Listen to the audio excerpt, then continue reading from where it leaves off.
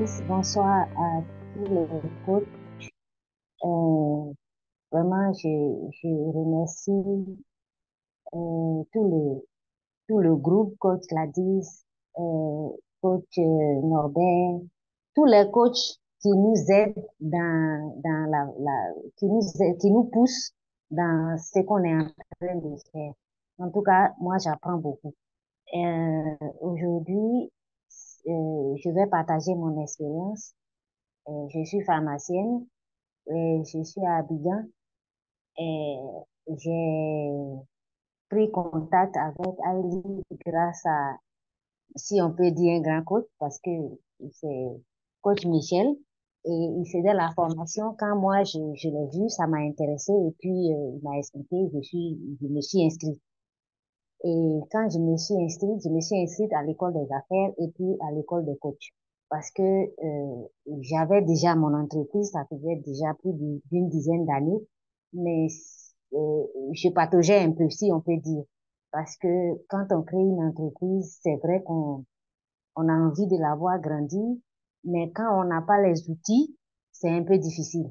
Parce que à chaque fois, il faut de l'expérience. Vraiment, c'est dans la douleur qu'on apprend et on perd beaucoup de temps.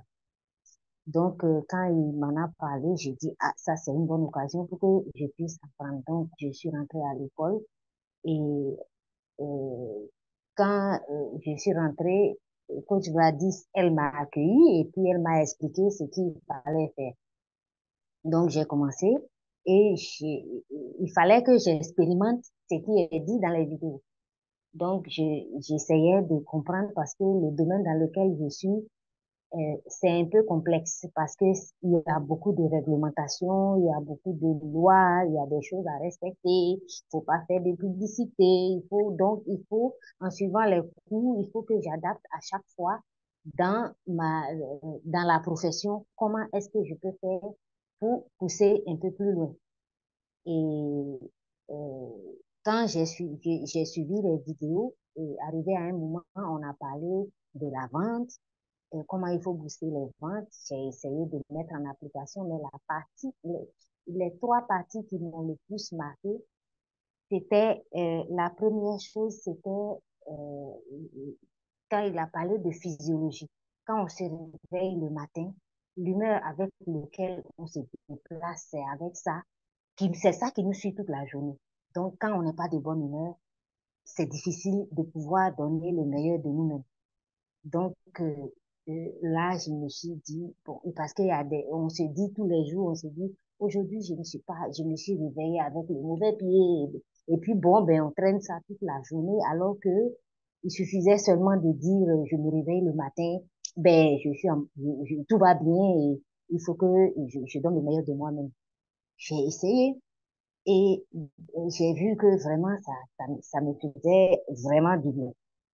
La deuxième chose, quand je suis arrivée au niveau du business plan, je me suis rendu compte que quand on travaille, on crée une affaire, on commet des erreurs parce que dans le business plan, le master coach a dit qu'il fallait tout écrire. Toutes les procédures qui doivent intervenir dans le business, il faut qu'on écrive. Moi, je n'avais rien fait de tout ça. Je me suis jetée dans l'affaire et puis, quand quelque chose ne va pas, et je m'énerve et puis je me dis, bon, ça là, on doit faire ça comme ça. Finalement, rien ne marchait. Et je suis là et puis je savais pas quoi faire. Et à l'école des affaires, j'ai appris comment il fallait le faire. J'ai écrit les procédures. Là, quand je suis arrivée là, je me suis dit, il fallait que je m'arrête. Peut-être que, arrivé à un moment, peut-être vous allez vous rendre compte qu'il y a des moments où je fais les cours jusqu'à un niveau et puis pendant une semaine, je ne suis plus de cours.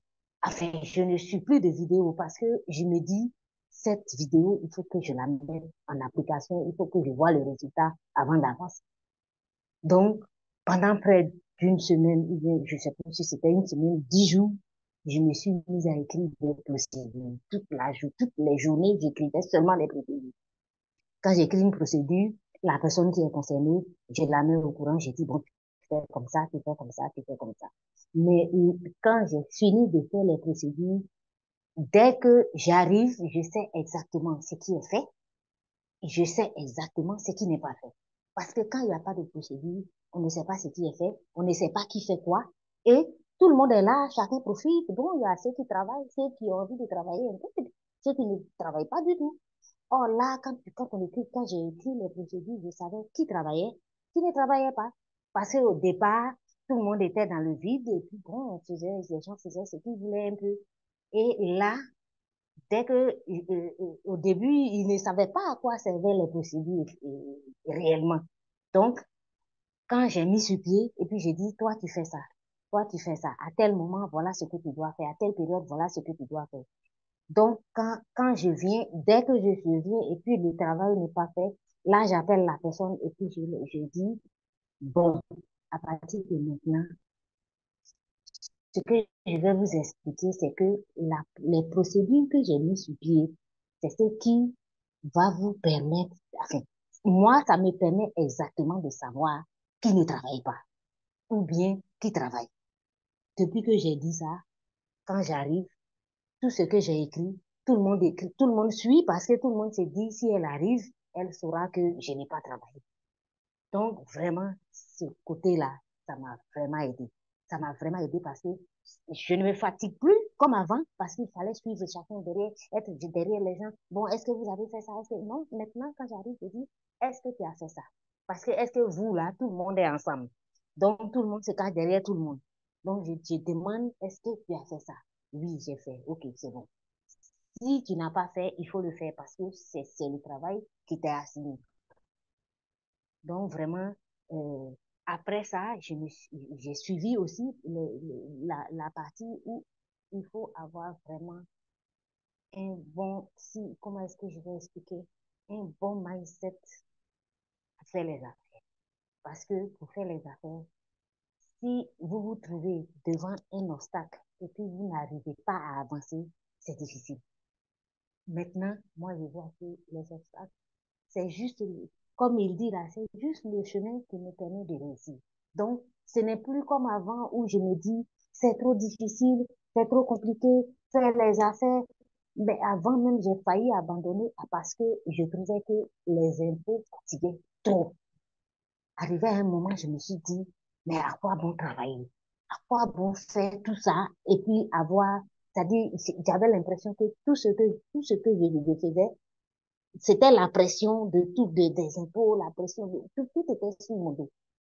Donc, j'ai failli abandonner. Maintenant, je me dis, ben, si tu trouves que les impôts, c'est trop, augmente ton chiffre d'affaires, tu auras beaucoup plus d'affaires, tu auras beaucoup plus d'argent. Donc, bon, je trouve que c'est beaucoup plus facile pour moi d'avancer, c'est beaucoup plus facile pour moi de savoir, euh, comment est-ce que je vais expliquer, de savoir comment faire pour avancer quand, quand on fait des affaires, comment faire pour éviter tous les petits pièges? Parce qu'on a aussi nos croyances qui nous limitent. Donc, tous ces petits pièges, ça nous permet de les éviter. Donc, mais bon, ma passion du départ, c'est vrai que c'est la pharmacie toujours. Mais ce que je voulais réellement, c'était de développer la pharmacopée africaine. Mais je n'ai pas pu le faire.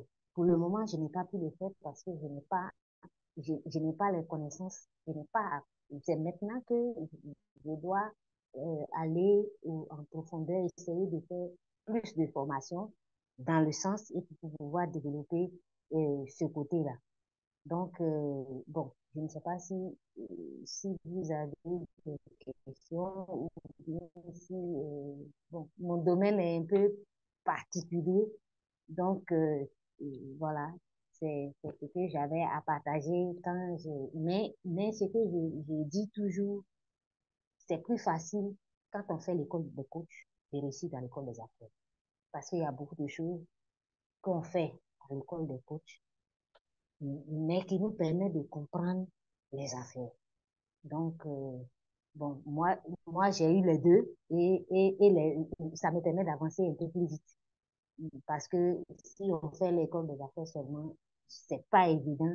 On est obligé d'aller faire beaucoup de recherches, beaucoup de choses à comprendre d'abord avant de savoir. Parce que si on parle quand on arrive dans la partie pourquoi les gens achètent, quand là, on est obligé de savoir c'est quoi les besoins, c'est tout ce qui est autour de ça, tout ça. Donc, c'est un peu plus, c'est un peu plus compliqué quand c'est un peu plus complexe quand c'est l'école des affaires tout seul. Mais bon, moi, c'est ma vision de, mais ce qui m'aide aussi, c'est le fait aussi de pouvoir parler facilement en public. Parce que, comme tu l'as dit au début, j'étais pas comme ça. Je parlais pas beaucoup, mais bon, maintenant, je suis devenue très bavarde en la matière. Donc, voilà.